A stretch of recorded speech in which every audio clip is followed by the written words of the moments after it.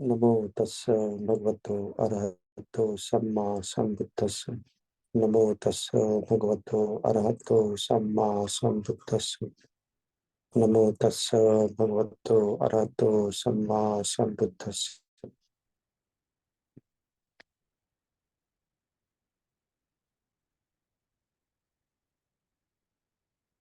तो आज हम संयुक्त निकाय का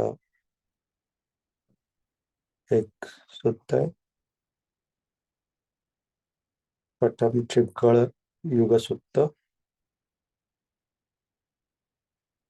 पठम चिक्कड़ युग सूत्र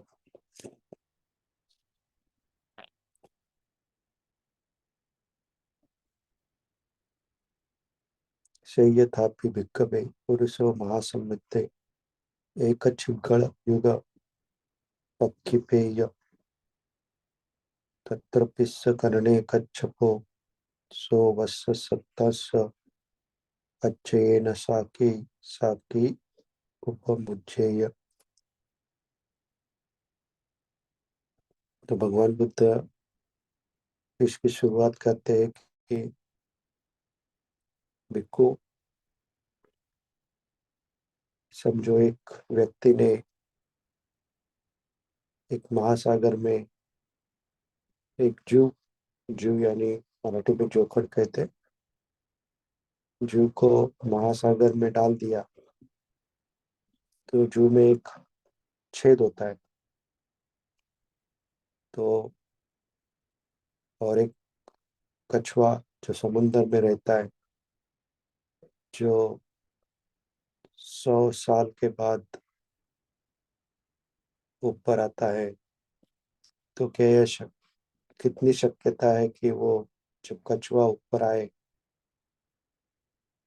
तो वो जू के अंदर अपनी गर्दन डाल सके।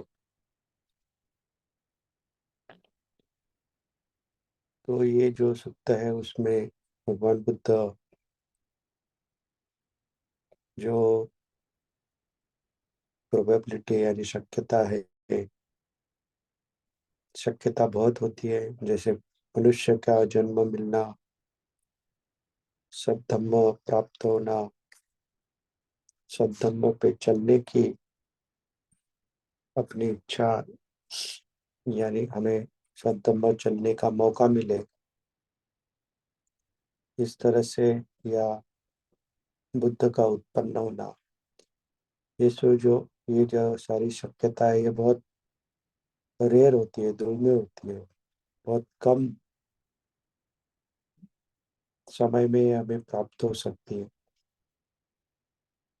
तो उसी तरह से हम जानते हैं कि कछुआ जो होता है समुद्र के अंदर तल पे रहता है, वो अपना सारा जीवन उसी जगह पे व्यतीत करता है। लेकिन वो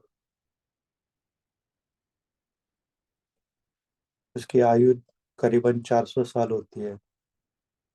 उस 400 साल में से सिर्फ कुछ समय के लिए वो समुद्र से बाहर आता है, जैसे कि उसे अंडे डालने हो तब बाहर आता है। तो समझो कि 100 साल के बाद अगर वो ऊपर आए और जो जू समुद्र में डाला हुआ है उसमें जो छेद है उसमें उसकी गर्दन फंस जाए, तो ये जो शक्यता है ये बहुत कम होती है।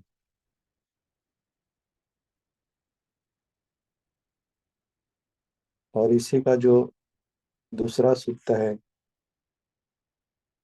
द्वितीय त्रिगण युग सूत्र, उसमें भगवान बुद्ध कहते हैं, जैसे पहले सूत्र में कहा था कि समुद्र में जू डाला हुआ है, तो उसमें और भगवान और कठिन करते हैं चीजों को, और कहते हैं कि हवा की वजह से वो जू यहाँ से वहाँ पूरब से पश्चिम, पश्चिम से दक्षिण, दक्षिण से उत्तर, इस तरह से हवा से हिल रहा है। और ऐसे हवा से यहाँ तक वहां तक जाने वाले जो है, उसमें 100 साल के बाद समुंदर के बाहर आने वाले कछुआ जो है, उसकी गर्दन क्या उसमें फंस सकती है? तो ये और दुर्मिळ शक्यता है, और ये जो मौका है बहुत कम बार आ सकता है, क्योंकि वो जू जो है वो हवा की वजह से यहाँ वहाँ भटक रहा। तो इस जो सिमिली है, उपमा है, उसमें भगवान बुद्ध हमें ये बताते हैं कि जो जू यहाँ से वहाँ हवा की वजह से बह रहा है, तो हमारे कर्म की वजह से है। हमें पता नहीं कि हम मनुष्य लोक में ही उत्पन्न होंगे, या हम कहीं प्राणी लोक में भी उत्पन्न हो सकते हैं, देवलोक में भी उत्पन्न हो सकते हैं, अपाय लोक में भी उत्पन्न हो सकते हैं। तो ये जो हमारी शक्यताएं हैं मनुष्य लोक में उत्पन्न होनी, वो भी बहुत दुर्मिळ होती है, बहुत कम शक्यता होती है। तो इस दो सुक्तों के आधार पे भगवान बुद्ध में बताना चाहते हैं कि ये जो सारे समीकरण जम के आ जाते हैं जब मनुष्य जन्म प्राप्त है, बुद्ध उत्पन्न हुए हैं, सब धम्म भी हमें प्राप्त है, और हम धम्म के राह पे चल भी रहे हैं, हम सब धम्म का श्रवण भी कर रहे हैं। ये जो सारे समीकरण जब योग्य हो जाते हैं, तब व्यक्ति को अपना पूरा जोर लगाना चाहिए, पूरी तरह से कोशिश करनी चाहिए। हमारे प्रयत्न सिर्फ एक ही दिशा में होने चाहिए, और वो है धम्म पे मार्गक्रमण करना। लेकिन धम्म के मार्गक्रमण करना यानी क्या? तो हम जब ध्यान लगा के बैठे हुए, बहुत सारी परेशानियां हैं, बहुत सारी अरेंजमेंट्स करनी पड़ती हैं, क्योंकि हम गृहस्थ हैं। तो काफी कुछ हमारी जिम्मेदारियां होती हैं, जिम्मेदारियां होती है, साथ में ही हमें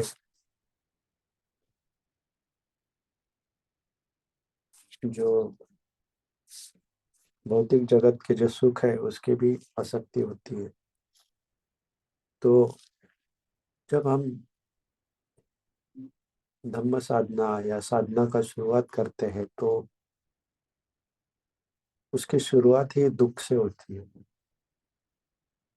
दुख यानी जो भी हमें सुबह उठ के ध्यान कर रहे, या धम्म प्रवचन सुन रहे, या ध्यान कर रहे, या जो बनते आ रहे हैं उनसे उनका दर्शन कर रहे हैं, तो ये सारी चीजों में जो हम प्रयास करते हैं, तो काफी कुछ चीजों को हमें त्याग करना पड़ता है, हमें छोड़नी पड़ती है। तो ये जो शुरुआती होती है वो हमारी दुख से होती है। दुख यानी जो है, अभी हम देखते हैं कि काफी लोग सुबह पे सेशन होता है उसमें ज्वाइन नहीं कर पाते। तो ये जो हमारे जो रूटीन होते हैं, हमारा जो तो जिम्मेदारियां होती है, उसको त्याग करके धर्मों के राह पे चलना, ये थोड़ा दुखदायक होता है। और ये दुखदायक होने से हम हमें पीड़ा उत्पन्न होती है। इस धम्म के राह पे चलने के बहुत जो लाभ होते हैं उसमें से एक कि मन की शांति। लेकिन वो शांति प्राप्त करने से पहले हमें बहुत जूझना पड़ता है, बहुत सारी चीजें मैनेज करनी पड़ती है। तो वो जो है उसमें बहुत बार ऐसे हो जाता है कि हम हमारा जो हृदय है वो इस दुख से घिर जाता है।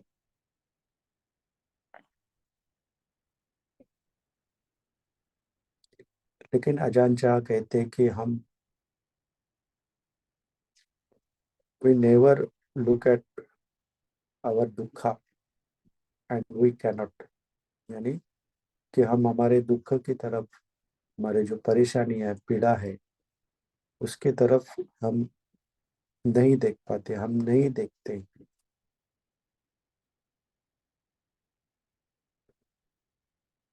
क्यों नहीं देखते? क्योंकि हमें डर लगता है। किस बात का डर लगता है? कि एक सफरिंग है, ये जो दुख है ये पूरा होता है, ये अच्छा नहीं होता है। इसकी जो हमारी वेदना होती है, हमारी जो फीलिंग होती है, वो अच्छी नहीं होती है। बट ये जो दुख है यही आर्य सत्य है। और अगर हम हमारे जो दुख है उसको अगर हम देख नहीं पाएंगे, उसको समझ नहीं पाएंगे। दुख को देखना यानी उसको समझना है। दुख को देखना यानी उसके ऊपर चिंतन करना है। हमें इस पीड़ा को या दुख को सहना पड़ेगा। क्यों सहना पड़ेगा? क्योंकि अगर हमें दुख से दूर होना है तो पहले उसे सहना पड़ेगा।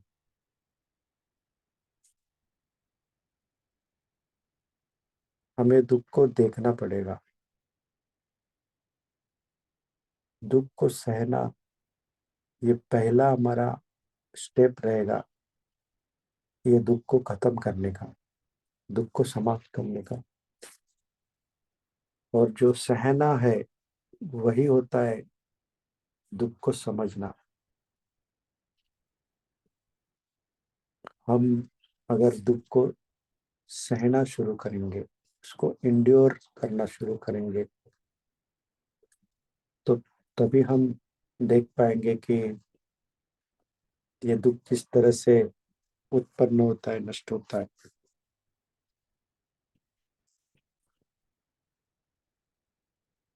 हमारा सभी का ये कॉमन एक्सपीरियंस है, कॉमन अनुभव है कि हम ध्यान को बैठते हैं तो शरीर में बहुत पीड़ा उत्पन्न होती है। तो सबसे पहले हमारा जो ध्यान होता है कि किस तरह से इस पीड़ा से हम दूर हो जाए। तो हम पैर को ढीला करते हैं, शरीर को ढीला करते हैं और उससे दूर होने की कोशिश करते हैं।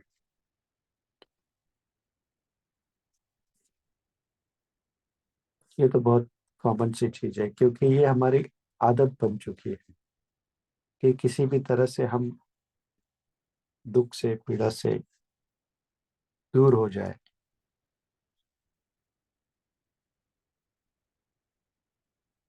लेकिन अब हम जब काफी समय करने ध्यान करते हैं, फिर आगे आगे चल के हम जो वो पीड़ा है उसको सहन करना सीख जाते हैं। हम अ, उसको बिना प्रतिक्रिया करते हम शांति से बैठ पाते हैं। तब हम देखते हैं कि वो कोई भी पीड़ा है वो उत्पन्न होती है, नष्ट होती है। तो यही उसका जो असली सत्य है वो हमें देखना है। तो हमें इसके लिए कोई विशेष प्रयास नहीं करने पड़ते। यानी हमें अगर दुख को सहना है, दुख को जानना है, तो कहीं जाके दुख को, चलो आज हम जाके दुख को सहन करते हैं, ऐसे कहने की आवश्यकता नहीं है। यहाँ पे हर क्षण प्रतिक्षण हमारे दुख का सामना करना पड़ता है।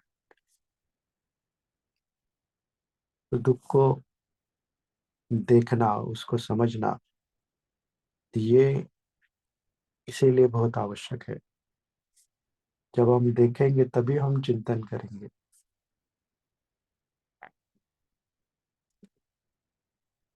तो ये सब भौतिक जगत में जो भी हमारी भौतिक चीजें हैं, इनका नहीं होना हमारे साथ, ये भी दुख है। यानी हम अभी घर में रह रहे हैं, लेकिन हम ये घर को हम घर हमसे छूट जाए या कुछ हो जाए, तो वो भी दुख है। हमारी संपत्ति, भौतिक संपत्ति, पैसा है, कुछ है, ये सब निकल जाना भी दुख है। तो इस चीज को हम नहीं हम नहीं चाहते ऐसी चीजें हमारे साथ हो। तो अगर हमें इस दुख को समझना है, तो ऐसे हमारी जो आदत होती है, तो हम इसको अवॉइड करना चाहते हैं, हम इससे दूर होना चाहते हैं।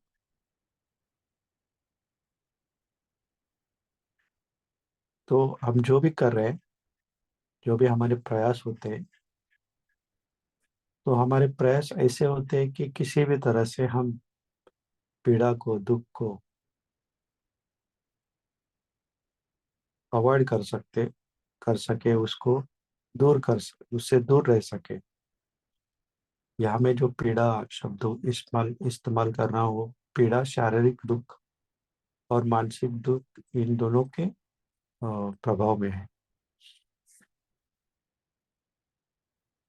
तो हमारी जो एक कोशिश रहती है, हम अगर बहुत बारीकी से चिंतन करें, तो हम देखेंगे कि हम जब से पैदा हुए हैं तो आज तक हमारी सारी कोशिश इस दुख से दूर रहने की कोशिश है। किसी भी तरह से हम इस दुख से दूर रहना चाहते। तो इसीलिए अजान शाह कहते हैं कि you are already drowning and you are not skilled to keep your nose up. Drowning यानी हम डूब रहे हैं। अजान शाह कहते हैं कि हम लोग डूब रहे हैं। और तो हमें करना क्या है, सिर्फ हमें हमारी जो नाक है उसको पानी से बाहर रखनी है, ताकि हम सांस ले सकें। तो हमारे आजू बाजू में बहुत दुख है, उसमें हम डूबे हुए हैं। तो उसमें हमें सिर्फ इतना करना है कि हमें हमारी नाक जो है पानी से बाहर रख। तो इसके लिए इस प्रक्रिया का जो भाग होता है, वो होता है दुख को देखना।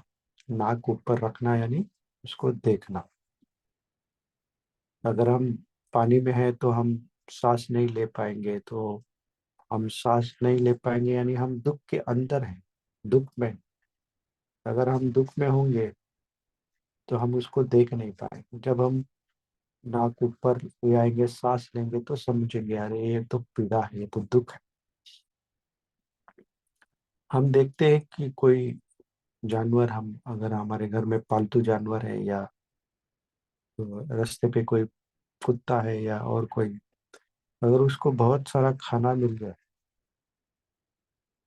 तो वो खा लेता है। जितना भी उसको मिल जाए वो खा लेता है।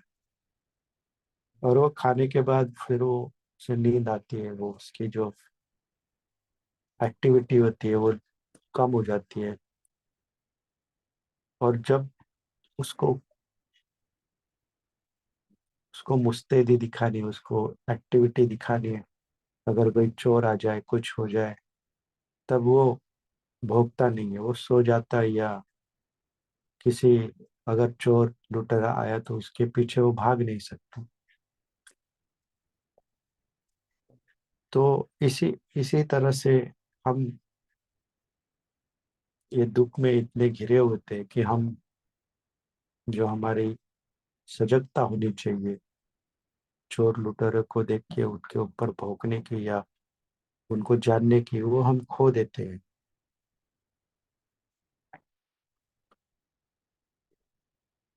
हम आजू बाजू में देखते हैं बहुत सुखी लोग हैं, हम ऐसे हम समझते हैं, लेकिन ये जो सुख है वो दुख का जो एक बड़ा बोझ होता है उसके नीचे वो दबा रहता है।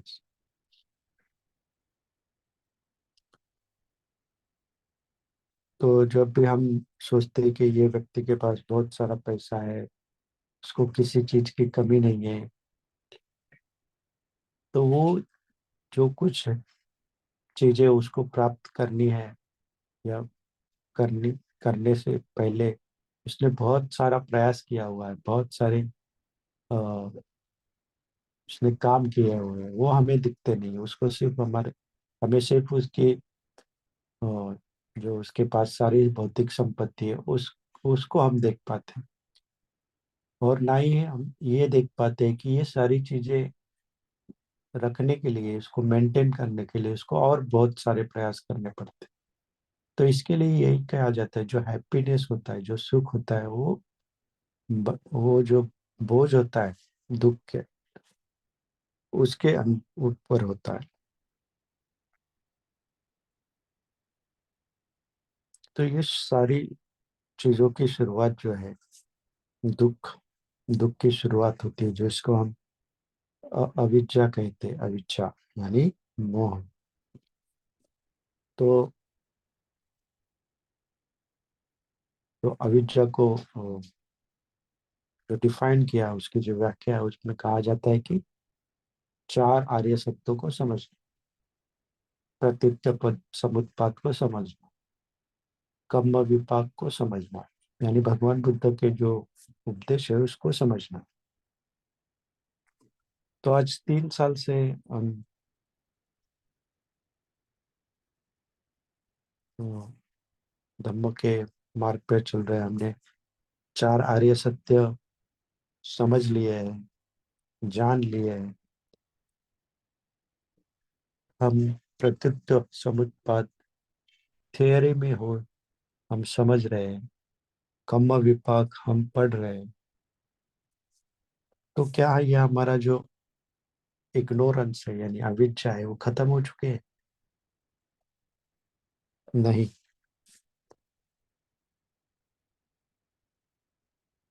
तो ये जो इग्नोरेंस है, ये जो अविद्या है, तो ये एक्ट ऑफ इग्नोरेंस होता है, यानी कृति, अविद्या की कृति होती है। अविद्या की कृति यानी इस दुख को नहीं देख पाना, इस दुख को नहीं समझ पाना, ये अविद्या की कृति है। तो जब भी हम जो ये सारी चीजें हैं, जो आर्य सत्य है, जो प्रतीत्य समुत्पाद है, ये कर्म विपाक, इनको थियरी से हम जानते हैं,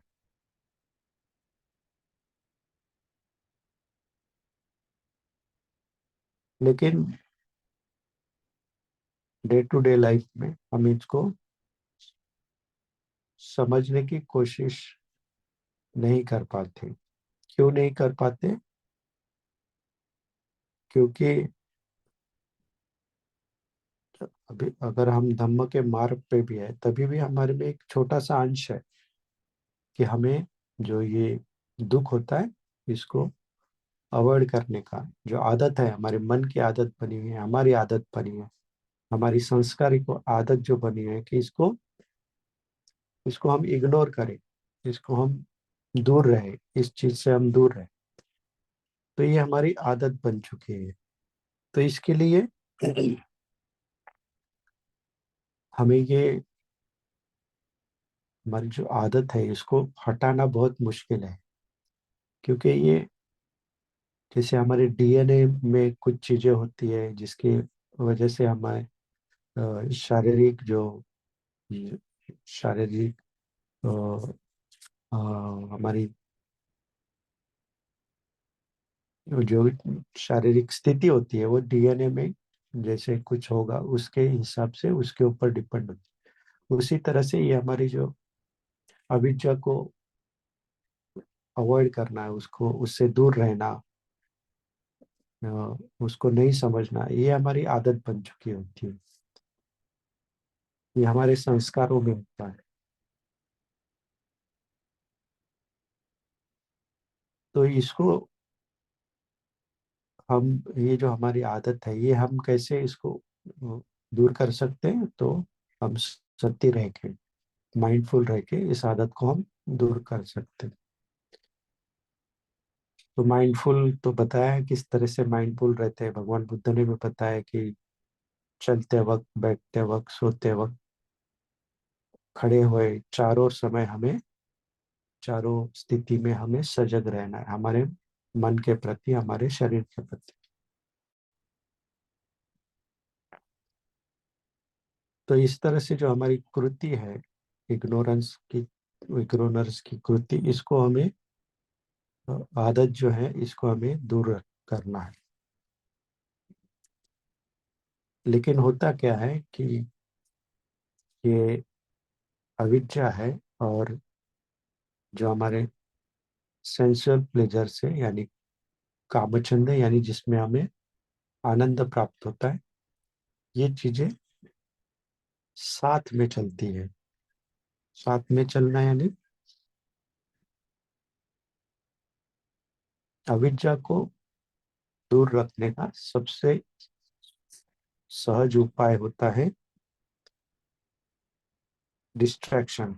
यानी हमारा मन जो है अविद्या से हमें दूर रखने की कोशिश करता है। किस तरह से? कि हमारा जो मन है उसको भटका देता है। किस ओ, किस ओर भटका देता है? जो चीजें हमें पसंद है, यानी एंटरटेनमेंट, खाना, घूमना फिरना, ये जो चीजें हैं जिसको डिस्ट्रैक्शन कहते हैं, जिसको हमारा मन को भटकाने की कोशिश कर है। तो ये दोनों चीजें साथ में चलती है। जैसे ही हमें पता चलता है कि ये अविद्या है, यानी हमें पता नहीं चलता, लेकिन हमें, हमारी जो आदत है कि दुख से मुंह मोड़ना कहते हैं उसको, दुख से मुंह मोड़ने का आदत जो हमारी बनी है, तो उसको सपोर्ट किससे मिलता है? डिस्ट्रैक्शन से, यानी मन को भटकाने से। तो ये दोनों साथ में चलते हैं। तो इसके लिए हमें आवश्यक है कि हमें हमेशा सजग रहना है। हमें हमेशा जो डिस्ट्रैक्शन की चीजें हैं, एंटरटेनमेंट हो, खाना पीना, खाना यानी हमें शरीर के लिए जितना आवश्यक है वो तो खाना ही है, लेकिन उसके बजाय सिर्फ खाने के चीजों में आनंद उठाना, पिक्चर देखना, मोबाइल पे हमेशा रहना, या कोई भी बेफिजा हम बेवजह कोई भी गप्पे लड़ाना, ये सब चीजें डिस्ट्रैक्शन है। तो ये जब करने के लिए इस पे कोई ज्यादा प्रयत्न नहीं करने पड़ते, ये बहुत से एकदम से आपके लिए अवेलेबल होते हैं। तो आप थोड़ा भी डिस्ट्रैक्ट हो जाए तो आप 1 घंटा 2 घंटा उसमें बह जाते हैं।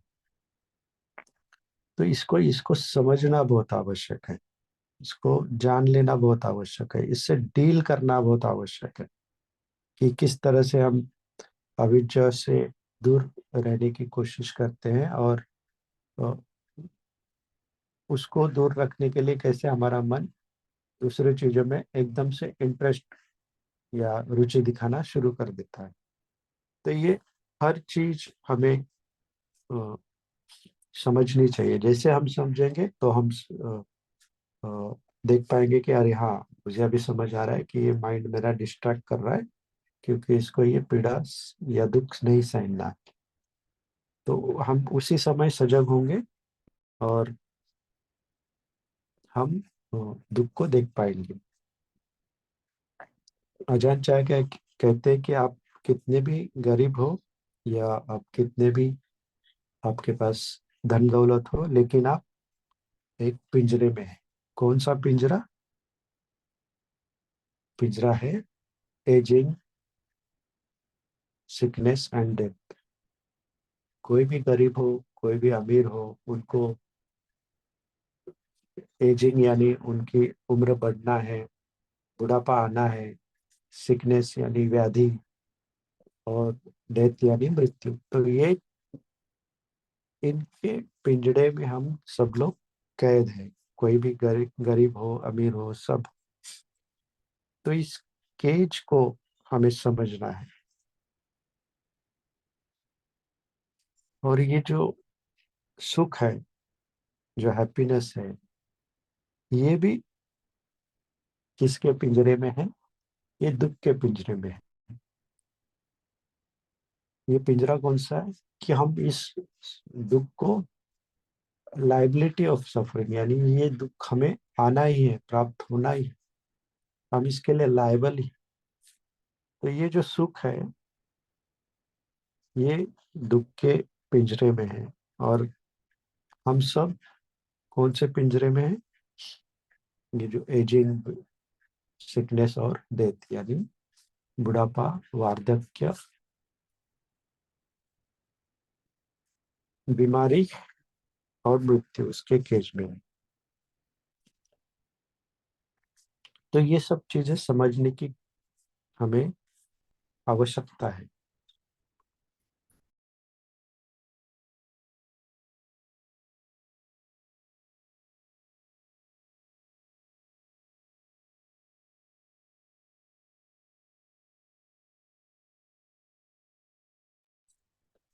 तो सुख होता है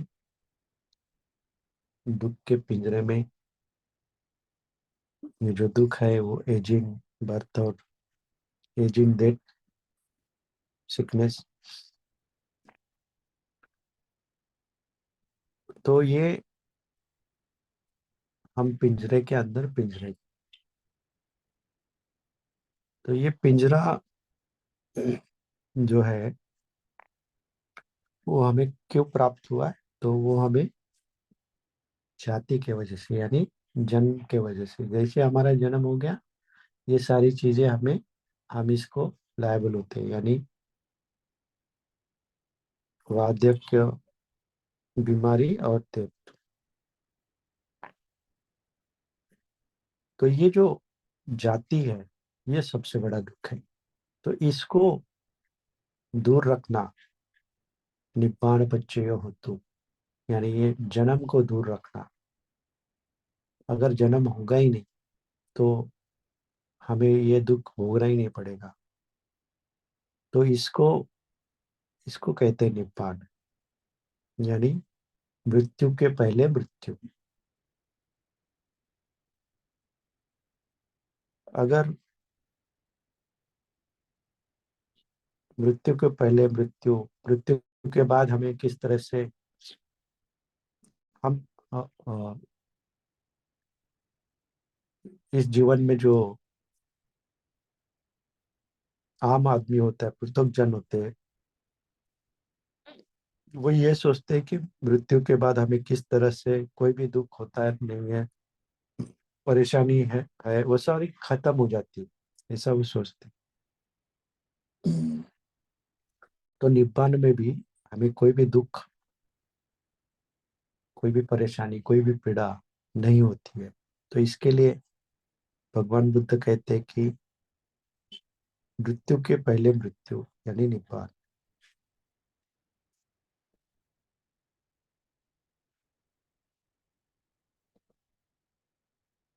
तो इसके लिए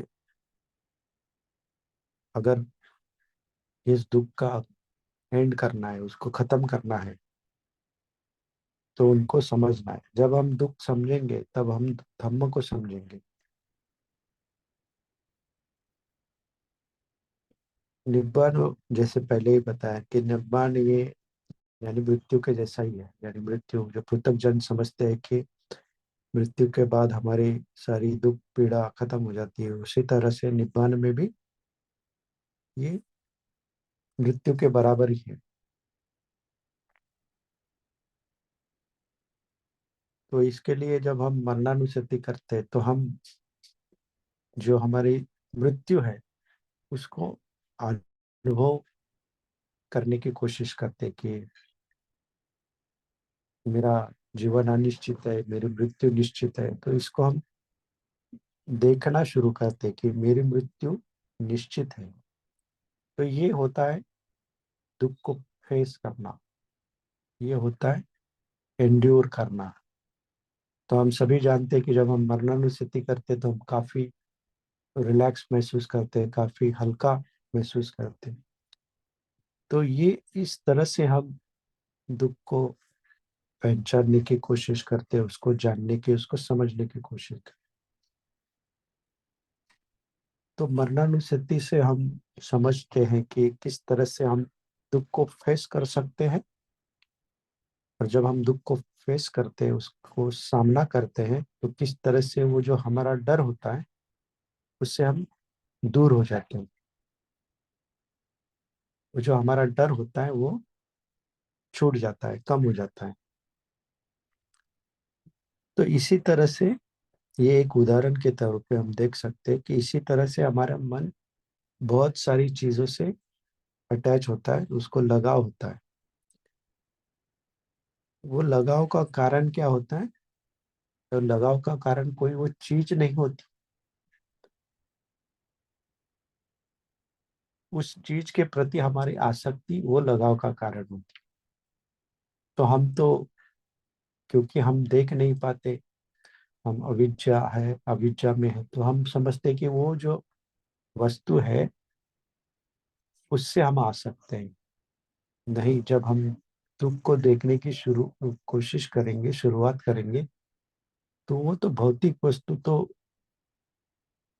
वैसे वहीं पे है, या वो वस्तु में कोई आकर्षण नहीं होता है। आकर्षण होता है हमारे जो माइंड उसको अटैच होता है, हमारा जो चित्त है उसमें जो उसके प्रति जो आसक्ति होती है उसको, उसके वजह से उस हमें उसको अटैच होते थे, हमें उसकी चाहत हो जाती। तो जब ये चाहत खत्म हो जाएगी, चाहत कैसे खत्म हो जाएगी? जब हम देखेंगे कि वो जो चीज है उसमें कोई भी रुचि लेने जैसी कोई भी चीज नहीं, जैसे भी हम उसका भोग लेते हैं तो उसमें से जो हमारी रुचि है वो खत्म हो जाती है। जैसे कि हमने पहले भी उदाहरण ले, हमें खाने की कोई चीज पसंद है, हम सुबह दोपहर शाम अगर वही चीज खाएं तो हमें उसमें से रुचि खत्म हो जाती है।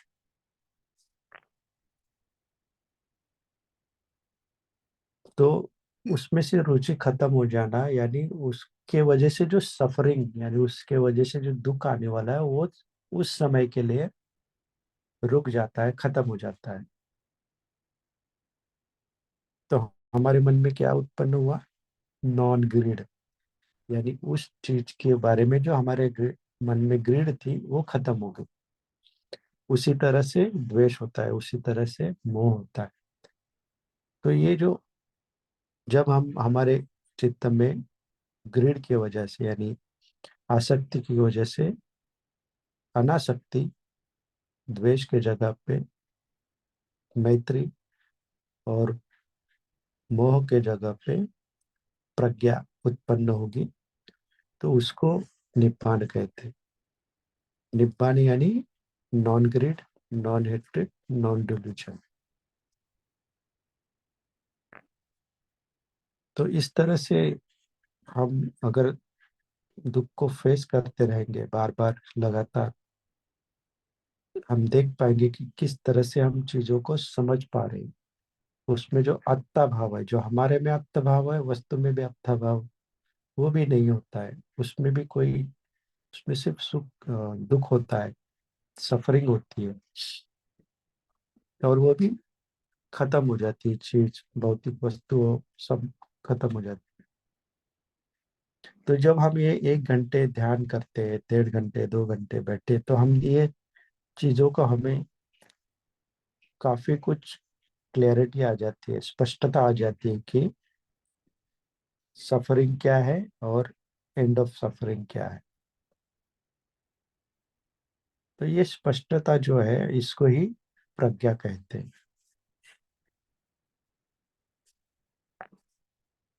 तो ये जो हमारे जो 1 घंटा हम जब बैठे हैं, इसको ही हमें जो 24/7 इसको करना है। इसको हमें बार बार दुख का अनुभव करना है, इस दुख को समझना है। जब हम कहते हैं कि एकांत में जाना है,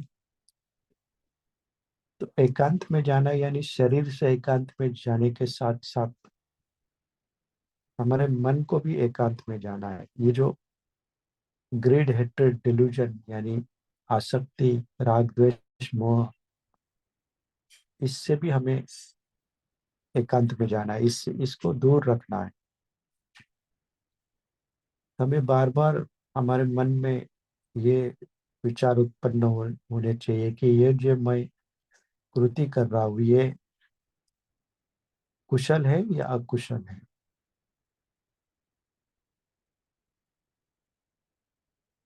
हमारे आजू बाजू में जो भी परिस्थितियां उत्पन्न होती, उससे हमें, उस परिस्थिति की वजह से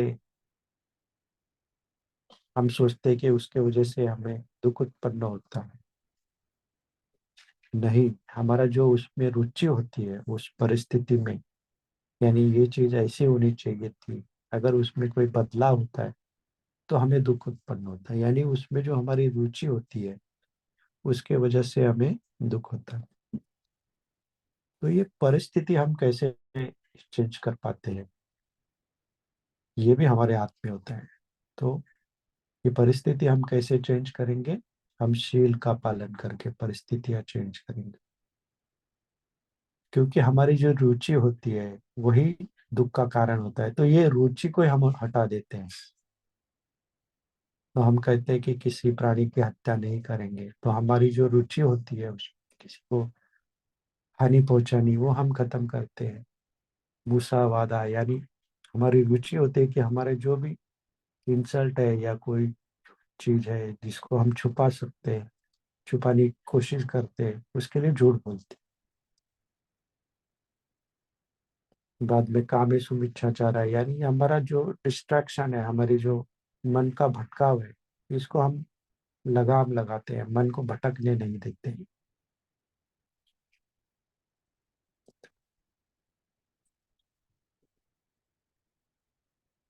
और सुरा मेरे या मज्जब, यानी जो मादक पदार्थ है, ये भी हमें अ, मन को भटकाने की कोशिश करते हैं। अविद्या, समझने नहीं पाते, समझने नहीं देते हैं। और जो हम कभी कभी कोई किसी के बिना पूछे चीजें ले लेते हैं। तो ये जो परिस्थितियां है, इनमें जो हमारी रुचि है, उसको हम खत्म कर देते हैं। और जैसे हम इस हमारी रुचि खत्म कर देते हैं, हमारा जो दुख होता है वो वहीं पे स्टॉप हो जाता है, रुक जाता है। तो ये जो हमारे शील होते हैं, ये हमारे चेतना होते हैं, हमारे उद्देश्य होते हैं। तो जैसे हमारा उद्देश्य क्लियर होगा, स्पष्ट होगा, तो हम उस स्पष्टता की वजह से हम हमारे जो दुख होते हैं उसको देख भी लेते हैं, लेकिन हम उसको, उसकी वजह से हमें दुख उत्पन्न नहीं होता है, क्योंकि हम प्रिसिप्स में हैं। तो जिस तरह से सारे वातावरण में हवा है और हवा का अस्तित्व सब जगह पे है, उसी तरह से ये शीलों का अस्तित्व हमारे पूरे समय हमारे साथ होना चाहिए। जैसे ही हम पूरे समय शीलों के साथ रहेंगे, वैसे ही हम दुख को देख पाएंगे, जान पाएंगे, लेकिन उससे हमें पीड़ा नहीं होगी, तकलीफ नहीं होगी।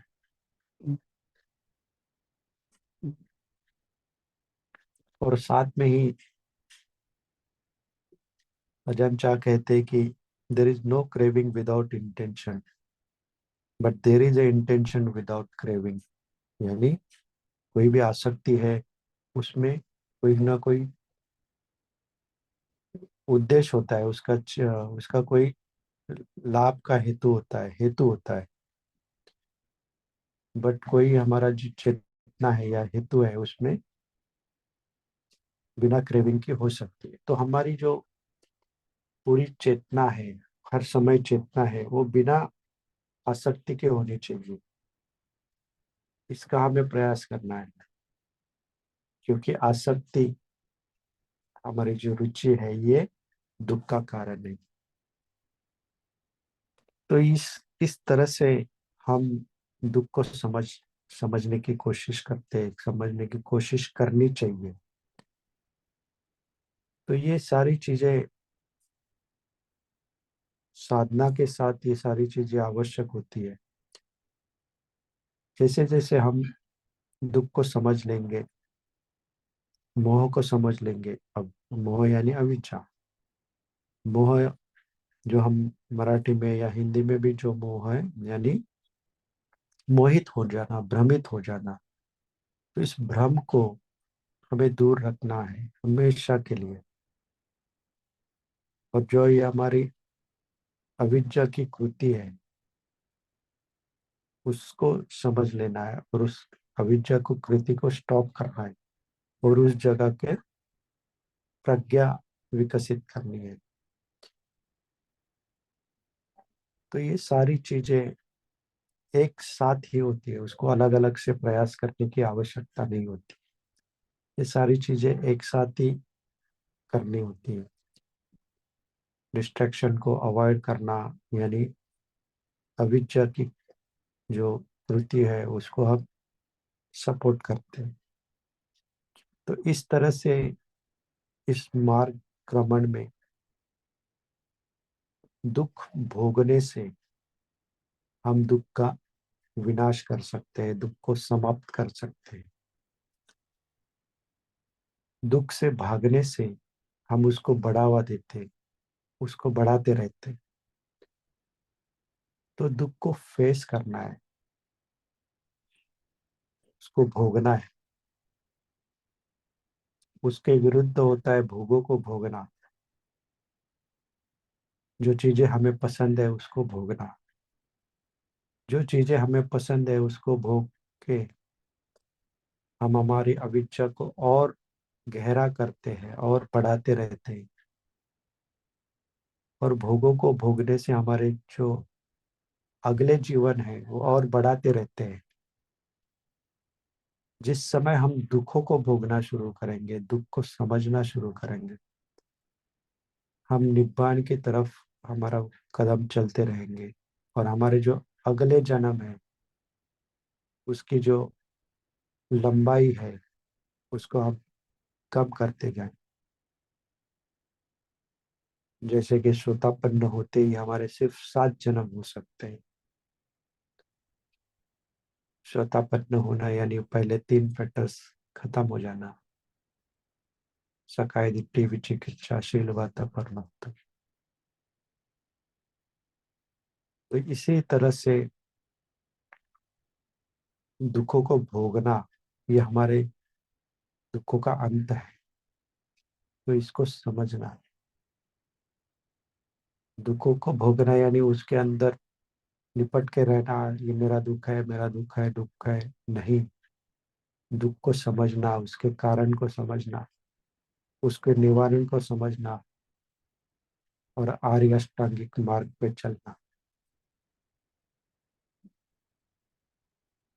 तो इसी तरह से दुख को भोग के हम दुख को समाप्त कर सकते हैं, और दुख समाप्ति यानी निब्बान। इसी नोट पे कि हम सब